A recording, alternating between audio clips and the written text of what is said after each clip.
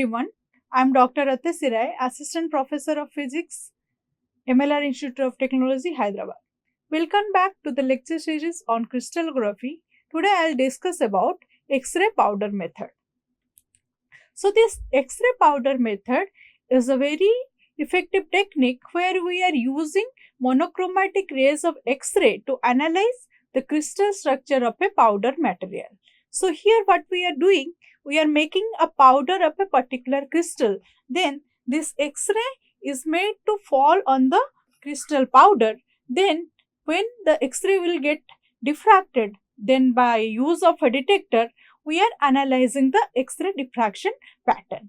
What we do here? Here we are plotting a graph between this intensity with respect to 2 theta. So we have studied about this Bragg's law, 2d sin theta is equal to n lambda. By using that particular Bragg's law, we can find the interatomic distance and interplanar distance for this particular crystal, and we can analyze this particular X-ray diffraction to know various properties of the crystal. Then we can know the crystal structure, we can know the purity of that crystal, and we can also determine the crystallite size by using this X-ray powder method. So you can see here, this is a source. From this source we are producing monochromatic rays of X-ray, and those X-rays are made to fall on this particular crystallites, which are the powder, and we using this detector. Here we are getting the X-ray peaks. You can see that at particular angle of 2 theta we are getting peaks, then we are getting some flat surface, and then again we are getting particular peak at different values of 2 theta. So from this we can analyze the X-ray diffraction pattern. And next, so how we are constructing it? As I have discussed already, we have a source of X-ray which is producing usually a copper K alpha target is used here for this producing this X-ray, which will produce a wavelength around 1.54 Armstrong, and then we are using a monochromatometer or slits which will filter the beams to ensure it is monochromatic, because we need this X-ray diffraction pattern to satisfy that Bragg's law, which is 2d sin theta is equal to n lambda. So we need a wavelength of a particular color, or we need a particular wavelength of X-ray, so that this Bragg's law will be satisfied. And again we are making the ray collimated. That means we are producing parallel rays of X-rays, so that we will get peak pattern and particular diffraction pattern we will get, and we can observe that peak of that diffraction pattern which will be very distinct, so that we can analyze our XRD pattern and we can do our crystal analysis. Then we will have a sample holder which will a flat plate or a capillary where the powder will be placed, and the powder contains thousands of tiny crystal oriented in random direction. As we are telling that thousands of tiny crystallites will be arranged here, so that it will produce different diffraction patterns of different HKL planes or different crystal planes. Then we will have a detector which is a scintillation or solid state counter that rotates to capture the diffracted intensity. So in this previous slide we have seen this detector is free to move in all the directions, so that we can capture the diffraction pattern and we can see where at a particular which angle we are getting this peak intensity. So here the steps are, first we are preparing the sample. So the material will be ground into fine powder to ensure we will get tiny crystallites. Then we will have to generate the X-ray which will be monochromatic, and parallel X-rays we have to produce, as I have mentioned before. Then the diffraction will occur. So when that X-ray is falling on the tiny crystallite powders we have kept inside the chamber, that time it will produce diffraction pattern. Then we have to detect that X-ray which is diffracted at some specific angle, and we will produce some pattern where we will get that we are plotting one graph between the intensity and this 2 theta. Intensity and 2 theta. So we will get some peak and like this structures. We can from this particular intensity versus 2 theta graph, we can analyze the X-ray diffraction pattern. So while we are studying this X-ray diffraction pattern by using this powder method, so it will be helpful to study various things about the crystal. First is phase identification. So it can identify the phase. So we have seen there that at particular angle of theta or 2 theta only we are getting peaks. From that we can see the orientation of the particular crystal planes, and from that we can tell about the phase of a particular crystal. Then second is purity assessment. So we have seen that only at particular angle of 2 theta we are getting peaks, and we have that Bragg's law, which is 2d sin theta is equal to n lambda. So where lambda is the wavelength of the incident X-ray beam and the d is the interplanar spacing for a given crystal plane, and theta is this angle between the incident X-ray and the crystallographic plane. So this time by using this particular law, we can analyze that for this particular angle of theta only we will get the peak of this diffraction pattern, because this is the condition where this condition for constructive interference will satisfied. Only when this constructive interference will be satisfied, that time we are getting the peak. So for a particular crystal, when it is very pure, that time for particular value of this angle or theta, we are getting the peak.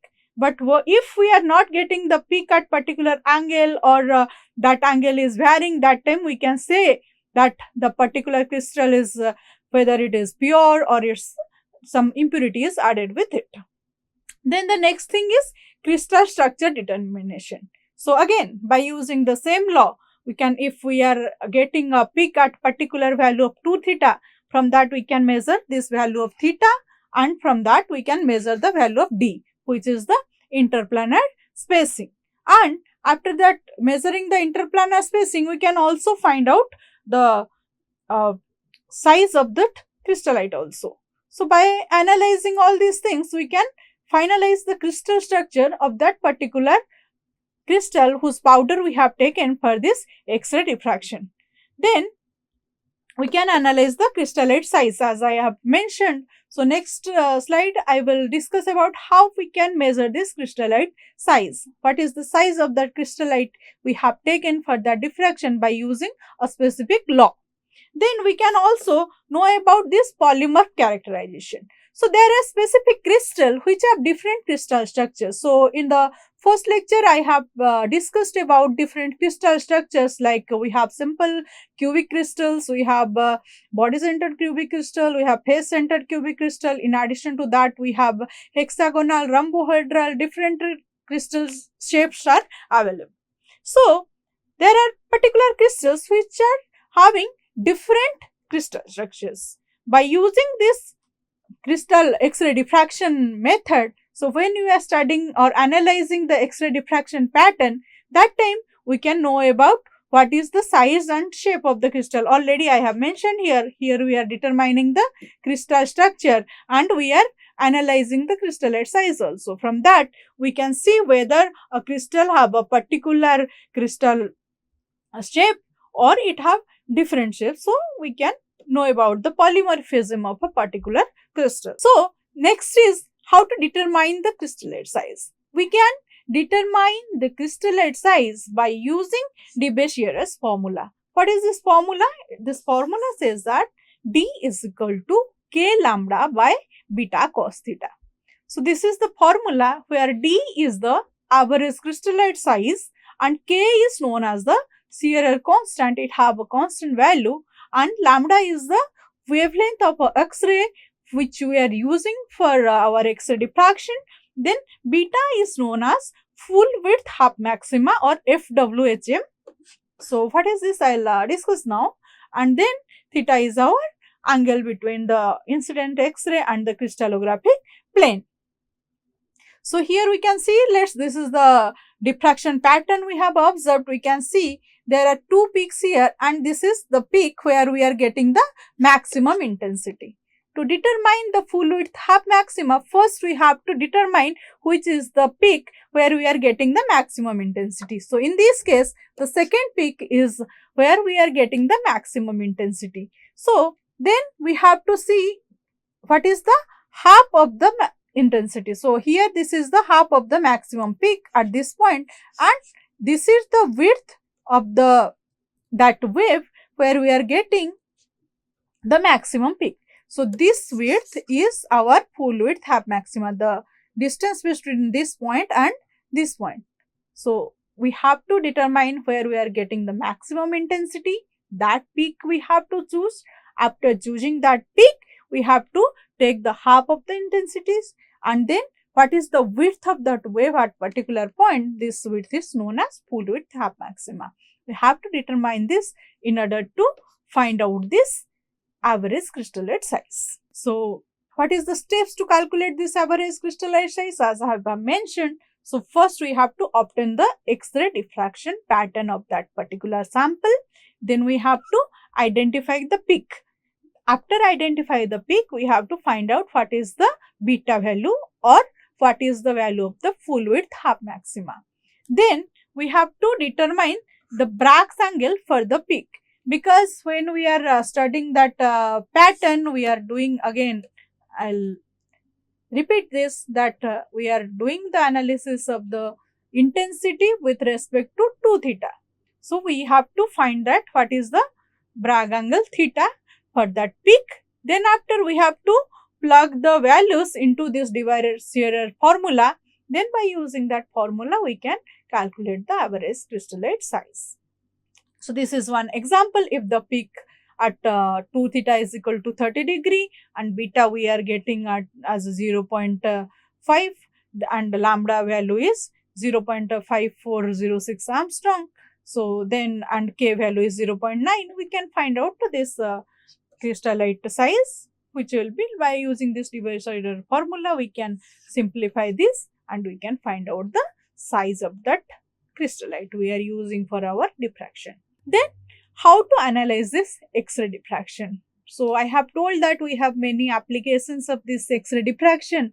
Then what is the analysis we are doing here? So we can find what the things we can find. I told that we are plotting a graph between this intensity and 2 theta. So from that we can find out the peak width, or we can find out the full width half maxima of that particular diffraction pattern. Then also we can find out the peak intensity. So the intensity where like peak of the highest intensity we can find out, and peak shape also we can find, the whether it is flat or it is sharp. We can find, like I have a diffraction pattern, it might be very sharp or it can be very flat also, like we can determine that. Then peak position, like already I have told, we are making the graph between intensity and 2 theta. So here where we are getting this intensity, at particular value of theta we will get the peak intensity. So that the peak position we can found at which value of theta or which value of angle of incidence we are getting that particular peak. Then also we can find out this background. Then this each particular things whatever we can study from this X-ray pattern, this will give the structural information about that particular crystal. So one major thing we can determine from this is a nanocrystalline material or whether that crystal is a bulk material. So we have a particular powder, we are doing the X-ray diffraction. Then we are getting this intensity versus 2 theta graph. From that we can say whether that material is a nanomaterial, which is of the size of less than 100 nanometer, or it is a bulk material, that means the crystal size will be big, or that will be crystal size will be in micrometer scale. So if a material is nanomaterial, then we are getting large value of this beta or large value of this full width half maxima. If we are getting a bulk material, this beta value is very small. So how we are finding this? So we have this de formula, which is D is equal to K lambda by beta cos theta. From this equation, we can say that D is inversely proportional to beta. So whenever the D or crystallite size is increasing, that time the beta must be having very low value. That's why bulk material, it is having a large atomic size or large crystallite size. That's why in bulk material, what happens, this beta value is very small. But when we are taking nanomaterials are having size of less than 100 nanometer. That's why as the size is very less, that time the beta value must be very large. That's why in case of nanomaterial, we are getting large value of this full width half maxima. And as the large value of beta we are getting, that time the peak is also broad. So when the peak will be broad, that time only this width will be more.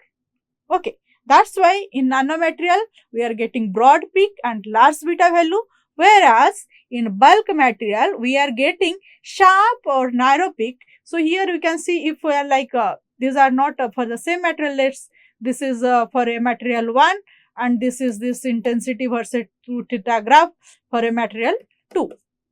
So you can see here we are getting a flat curve and this beta value is more, and in this case we can see this will be the beta value, this will be the half of this intensity, and this will be our beta value, and here we are getting a sharp peak and also beta is narrow. So here the conclusion is, whenever we are having this broad peak, we have a nanomaterial. If it is a sharp peak, it is a bulk material. This is only when we have only to compare two materials, whether it is nano or bulk. Or else first we have to find out this crystallized size. By using Devashear equation, we can find the value of D. After finding it, we can see if the size is less than nanometer, then it will be a nanomaterial or nanocrystallite. If it is in micrometer scale, it will be a bulk material. So this is like a difference between nanomaterial and bulk material using XRD pattern, as I have told earlier. So these are two materials. Here we have a low full width half maxima, and here I have a high full width half maxima. So as I have mentioned, when this high full width half maxima we are getting, that is a nanomaterial, and this blue color graph, that is a XRD pattern for a bulk material. Okay, so this is how we can differentiate between bulk material and nanomaterial using XRD diffraction pattern. So for the summary in this lecture, I have discussed about what is this X-ray powder method.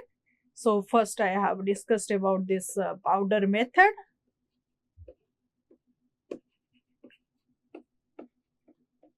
Then I have discussed about this Devashear formula, where we can find out the crystallite size. By using that Devashear formula, we can find out the average crystallite size. Then I have discussed about how to analyze a particular X-ray diffraction pattern, where we are getting the graph between the intensity and the 2 theta. From that we can find out the peak width, full width half maxima and size of that crystal by using Devashear formula, and from that we can differentiate between a nano crystalline material and a bulk material. So this is all about today's lecture.